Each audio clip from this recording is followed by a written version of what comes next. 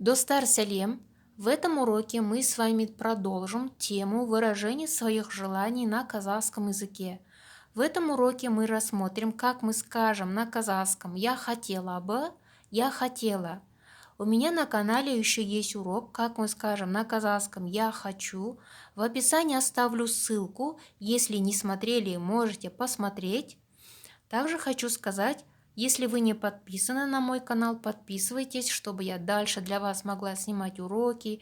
Если вам нравятся мои уроки, ставьте лайки. Ал енді бастайық. Глагол в форме айын, ейін, ен, ен, айық, ейік, йық, ек словосочетанием деп еді выражает желание говорящего.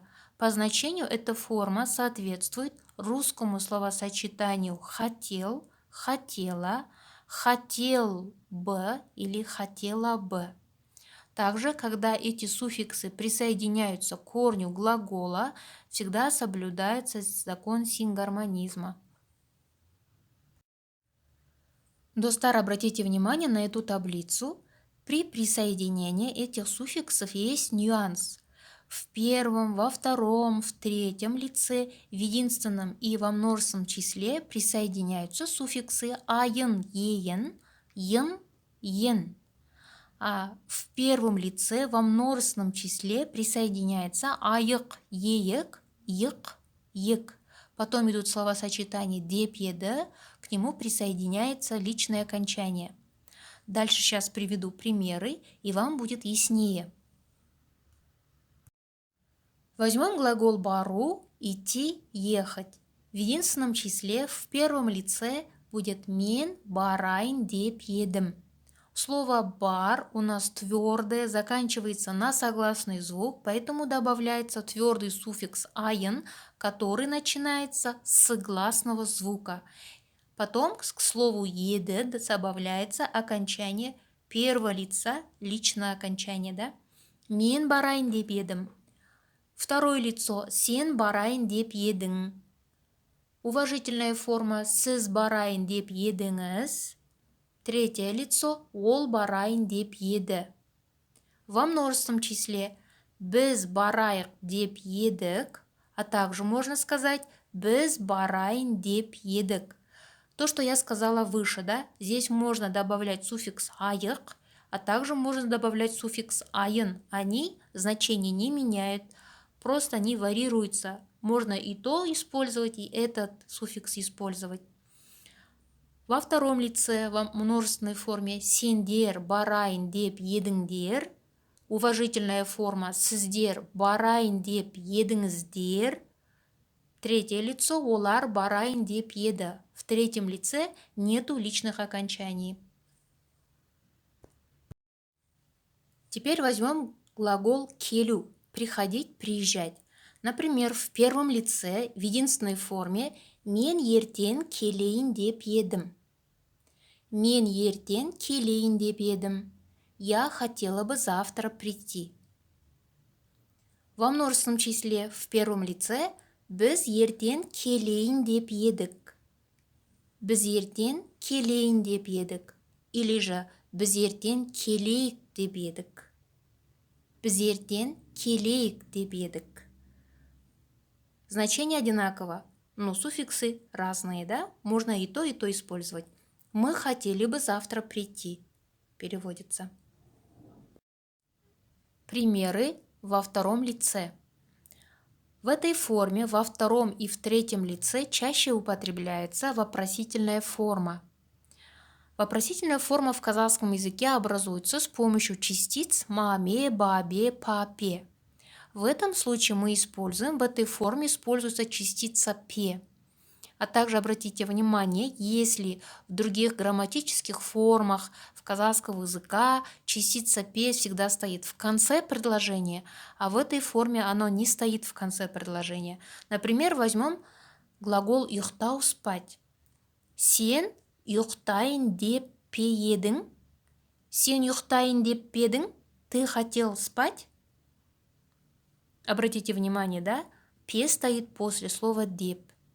Во множественном числе сендер ұйықтайын деп пе едіңдер?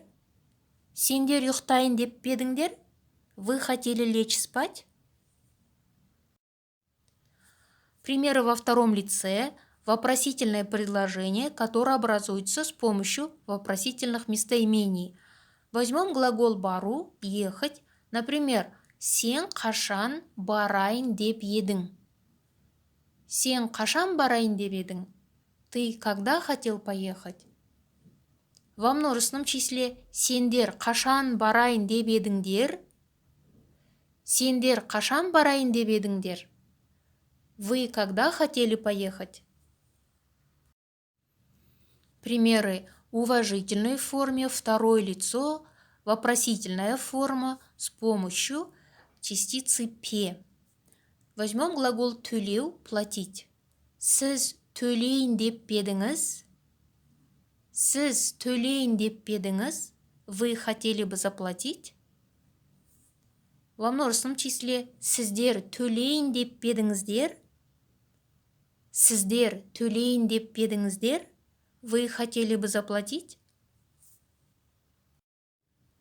Следующий глагол сұрау – спрашивать, вопросительная форма, уважительная это форма с помощью местоимений, да? Вопросительных местоимений. Например, сіз не сұрайын деп едіңіз? Сіз не сұрайын деп едіңіз? Что вы хотели спросить?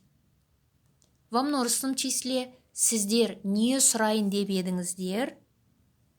Сіздер не сұрайын деп едіңіздер?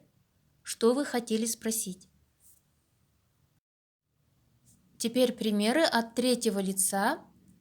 Возьмем глагол жөндеу, чинить, исправлять, ремонтировать. Предложение повествовательное. Ол сағатты жөндейін деп еді. Ол сағатты жөндейін деп еді. Он хотел бы починить часы. Во множественном числе олар төбені жөндейін деп еді. Олар төбені жөндейін деп еді. Они хотели бы починить крышу. Крыша – это төбе переводится.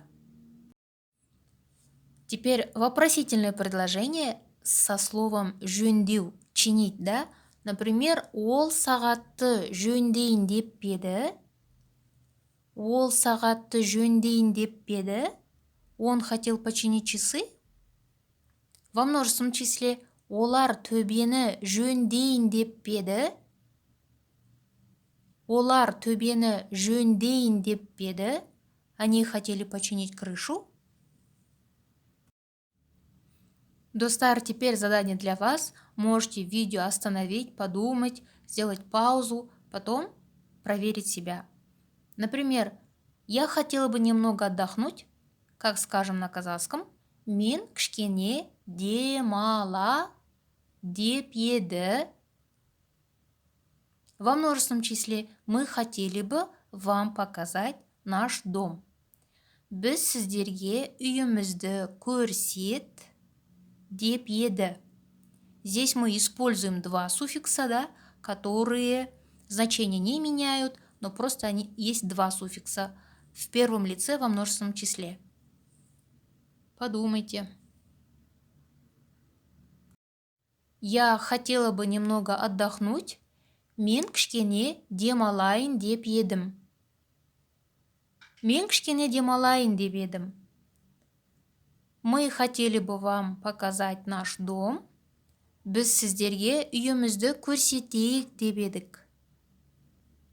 Біз сіздерге үйімізді көрсетейік деп едік. Или же біз сіздерге үйімізді көрсетейін деп едік.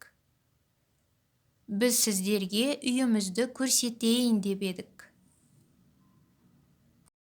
Следующее. Что вы хотели приготовить на ужин? Сен кешкі асқа не пісір деп еді. В уважительной форме вы хотели подготовить подарок для дочери? Сіз қызыңызға сыйлық дайында деп еді.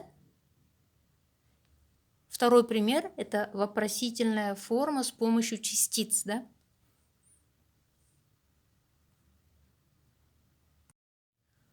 Что ты хотела приготовить на ужин? Сен кешкі асқа не пісірейін деп едің? Сен кешкі асқа не пісірейін деп едің? Вы хотели подготовить подарок для дочери? Сіз қызыңызға сыйлық дайындайын деп едіңіз?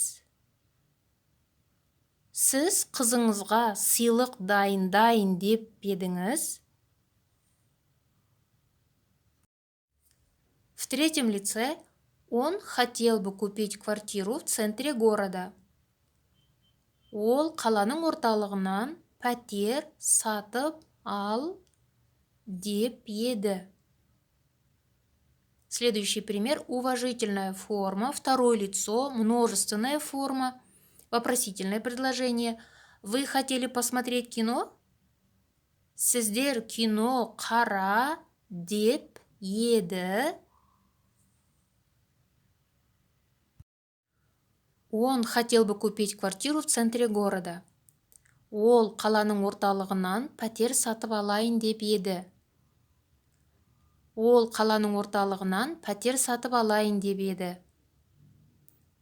Вы хотели посмотреть кино?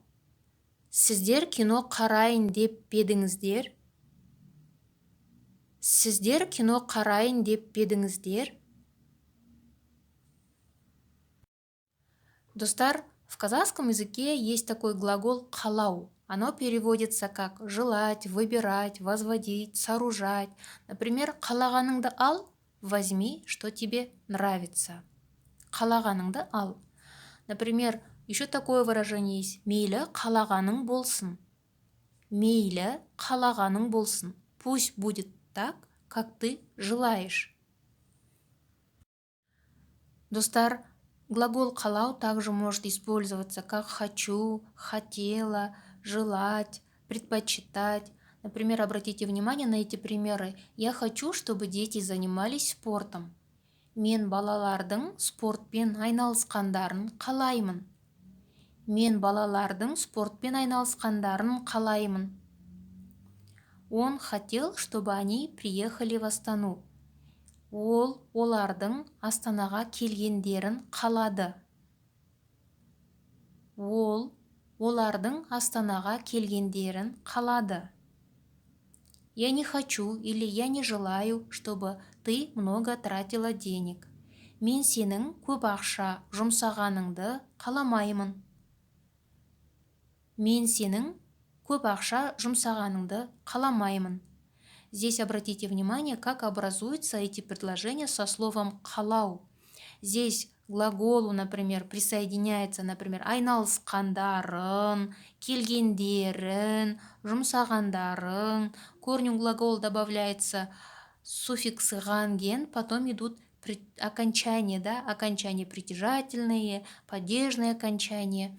На эту тему я сделаю отдельный урок, потому что это большая тема. Но я хотела бы, чтобы вы знали, что глагол «қалау» тоже используется как «хочу», «хотела». Достар, я надеюсь, что этот урок для вас был полезным. Я вам желаю удачи в изучении казахского языка. Если вы серьезно настроены выучить язык, не бросайте, изучайте каждый день по чуть-чуть. Келесі сабақта кездескенше сау болыңыздар.